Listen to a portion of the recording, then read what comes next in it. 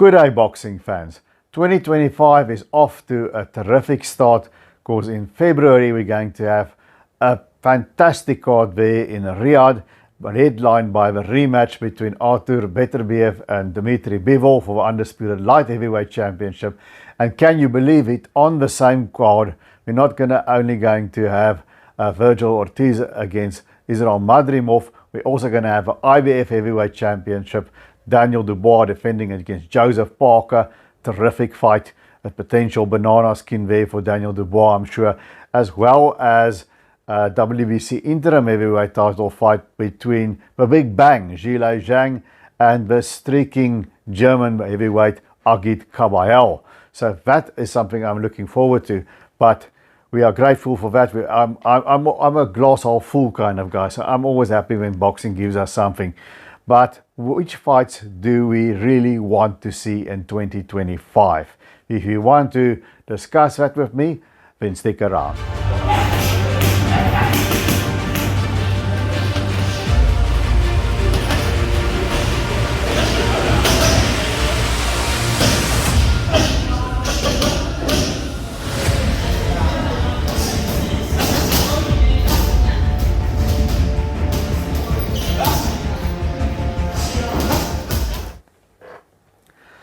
Well, let's start with the big boys. We already got Parker against Dubois, terrific fight. Kabayel against Zhilei Zhang, that's a terrific fight.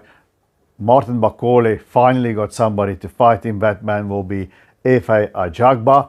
But one fight that is talked about, and I'm hoping that it happens, is a fight between two heavyweight prospects, two undefeated prospects. So one is the ring prospect of the year, Moses Itouma.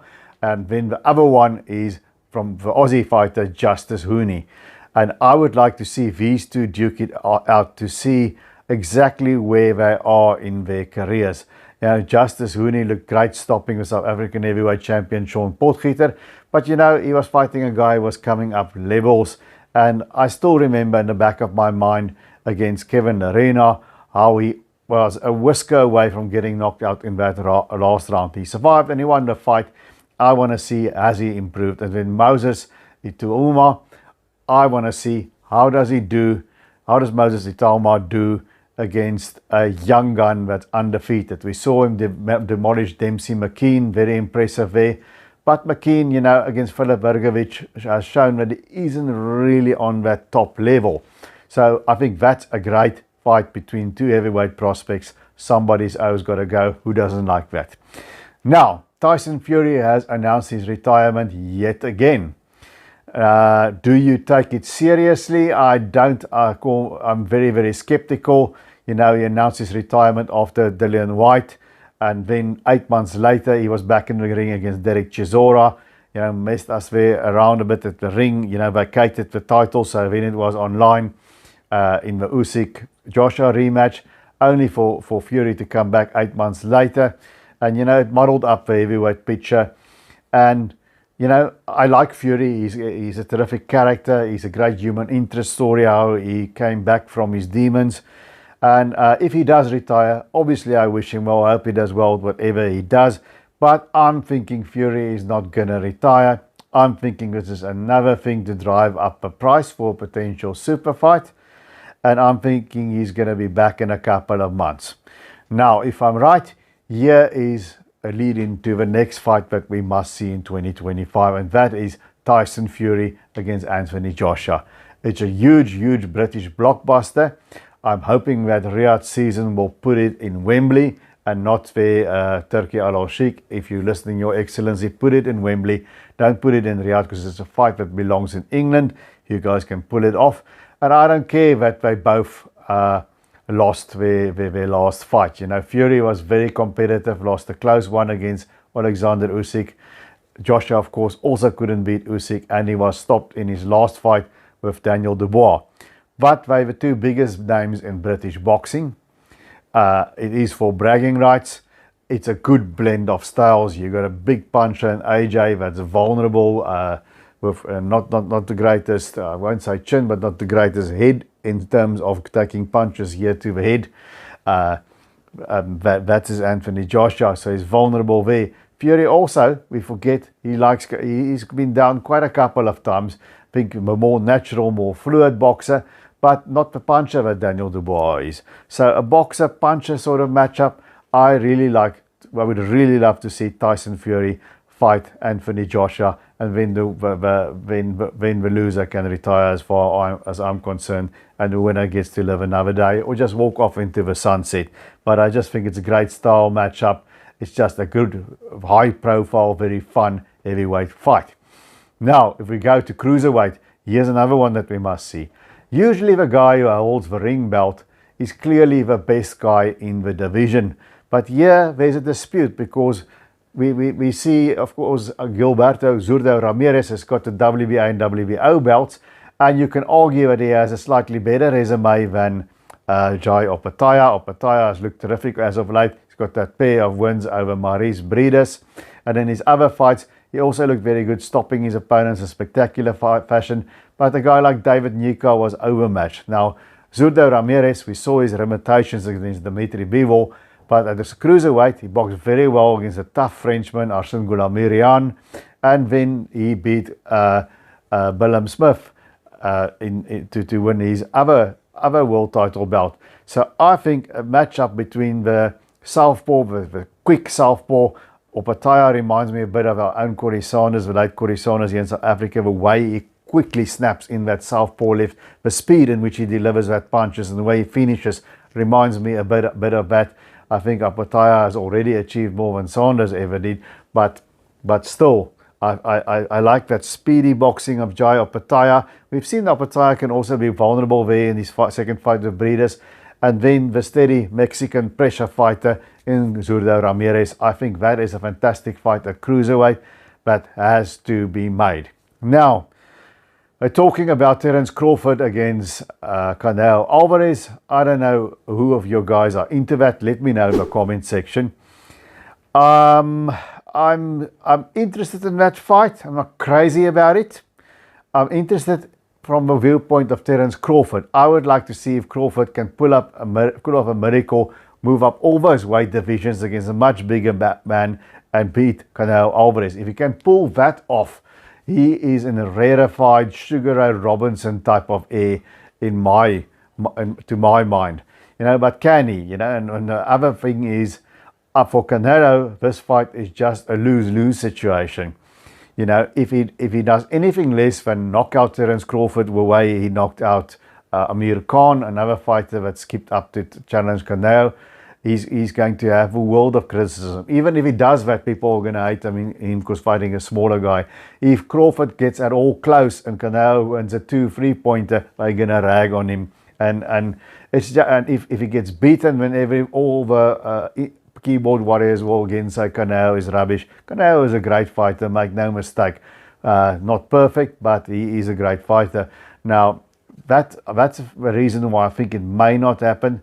But if it does happen, I'm very interested to see if Terence Crawford can pull this one off. I think it's a big ask, but let's see. But that's not one that I'm maybe all that into. But when we sit with Canelo Alvarez, tell me in the comments, who should Canelo Alvarez fight? Because David Benavidez has moved north to light heavyweight. That one has flown.